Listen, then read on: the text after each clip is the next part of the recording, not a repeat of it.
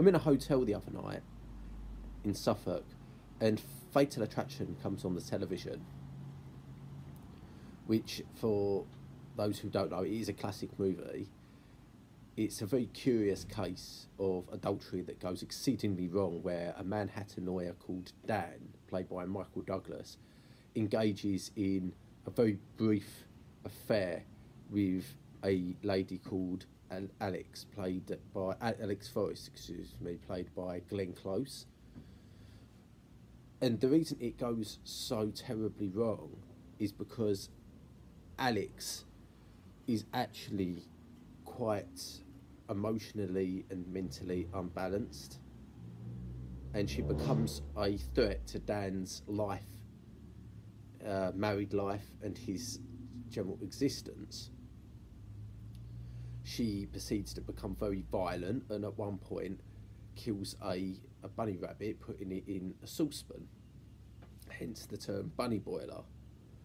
I also noticed as well in this film that Alex becomes very spiteful. A very eerie, very creepy scene is Alex threatening Dan on videotape. So Dan is driving the car, and Alex is accusing him of actually being a closet gay, homosexual. She's very, very spiteful.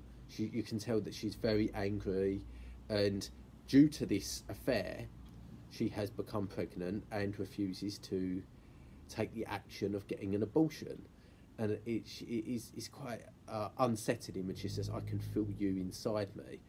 Now, I decided to look into the development of this movie because I'd heard that the castings, some considerable work had gone into the castings. Now, what I wasn't aware of was that Fatal Attraction is, in my opinion, a remake. Some people may say that Fatal Attraction is actually the evolution of this other movie called Diversion. But I would argue that Diversion is the original Fatal Attraction, with the main characters not being Dan and Alex, but in fact called Gary and Erica, excuse me. Now, the first point I noted was that it's set in London in 1980 or around that time. So it gives us, for those that weren't alive at that point, a look into London at the early 1980s. But it's also noteworthy is that it's 50 minutes long, and I think that this movie really leaves a lot for the audience's imagination. You don't see any violence in this movie because it is 50 minutes long, and it doesn't have the time span available that Fatal Attraction does. In many ways, Fatal Attraction is all of the directions that Diversion could have gone to had the time been allowed, but not necessarily. Not necessarily. I would argue that there is a lot that could be done with the English setting, taken into the English countryside. But more on this later. So it's interesting as well to know that in Fatal Attraction, this Alex Forrest pursues Michael Douglas's Dan, but in the original, Gary actually makes the call to Erica, and we don't see their first meeting. But Dan reminds her, he says, Gary reminds her, he says that we met at a party. And Gary's wife is away in the English countryside, and they go out, he arranges a meeting with Erica, and they go out for dinner. And I think that the Gary and Erica dinner scene is actually very engaging, as opposed to the blonde bombshell / career woman that Alex is. I would argue that Erica is a little closer to Audrey Hepburn's character in Breakfast from Tiffany's. So they have this engaging dinner date in a restaurant, and then they go back and sleep together. Gary gets up early the next morning, and he just leaves, and he drives through London, There's nobody about, so we can surmise that this is very early. And it's also, as they noted later, Sunday. At this time, Sundays simply weren't busy in London, from what I understand.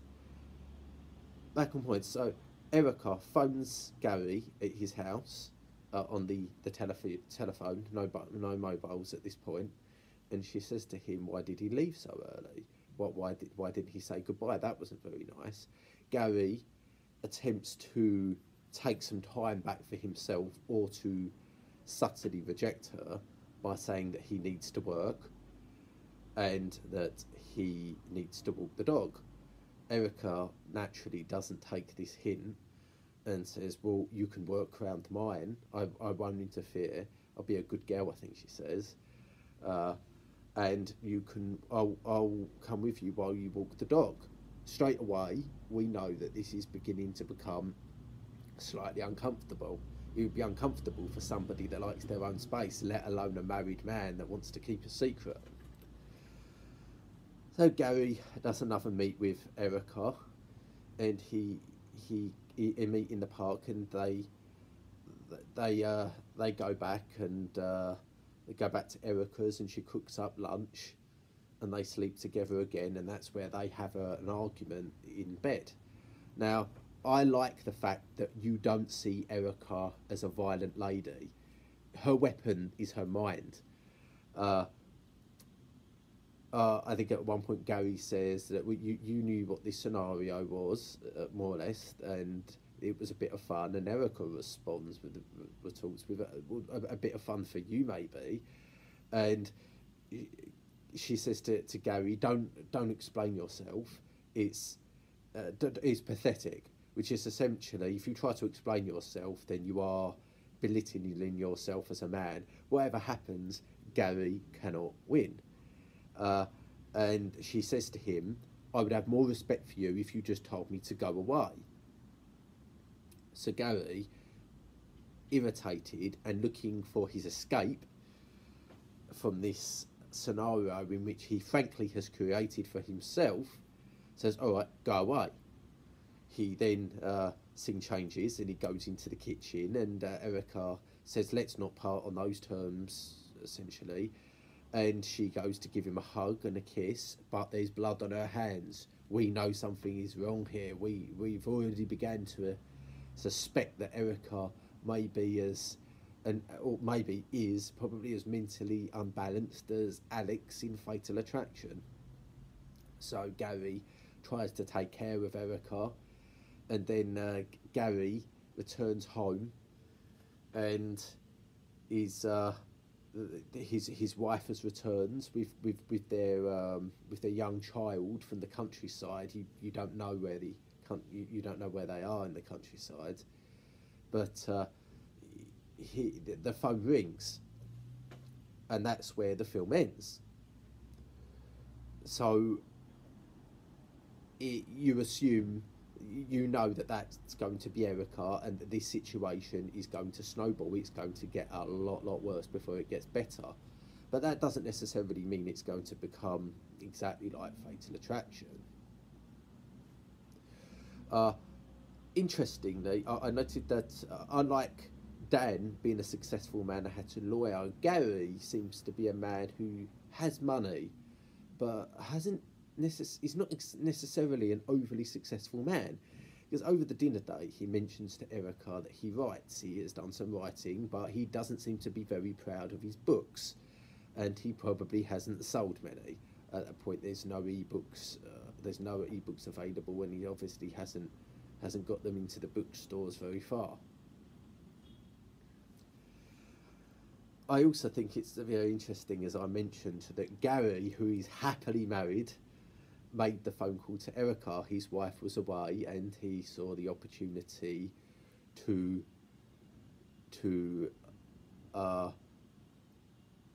embrace the warmth of another beautiful woman, so to speak. Now, if there was a remake of Fatal Attraction to be done, I would use the names Dan and Alex, I would probably have, I'd have Dan still a part of the legal profession, a successful man. But I would change the settings to London. There would be no America in this story, maybe mentioned. And I would have the character of Alex. I would have her, perhaps that her real name is Erica and she changed her name to Alex. So I would be giving a tribute to, or homage rather, to both characters. I would have the scene in the park from the original. But I would have that you can see the angst, the mental frustration, and perhaps damage in the villainess's face in the park, and I would have her notice the bunny rabbits walking by. Perhaps she mentions the bunny rabbits have been a part of her upbringing, but I would not actually have a bunny boiler scene done in it. I'd also probably like to have, I'd probably have it set in the 90s because we don't want social media. Social media is so revealing these days that it creates a challenge and a lot of questions. So I think the 90s, with the very early 90s, would be effective. 10 years after Diversion, excuse me. And I would have violence, but it would be very, very sparing. And I probably actually wouldn't have the villainess killed. I would have her arrested. But if, like I say, if I was to do a remake of Fatal Attraction, absolutely it'd be set in London and it would be a lot closer to Diversion.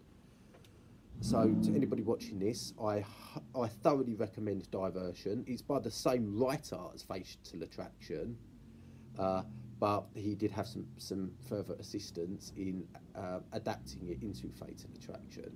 My personal preference is Diversion.